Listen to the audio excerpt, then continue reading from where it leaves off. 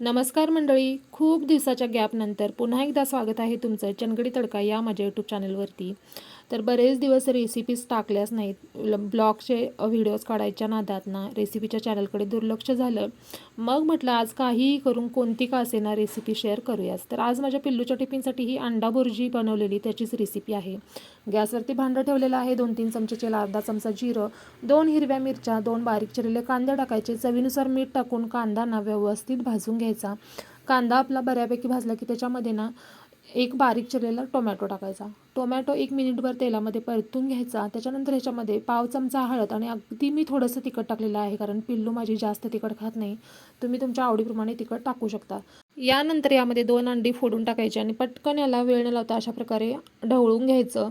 1-2 मिनटं परतून घ्यायचं आणि वरून छान ओली कोथिंबीर टाकायची. झाली की नाही आपली बुर्जी तयार. नक्की ट्राय करा आणि रेसिपी आवडली असेल तर चॅनलला सबस्क्राईबसुद्धा करा.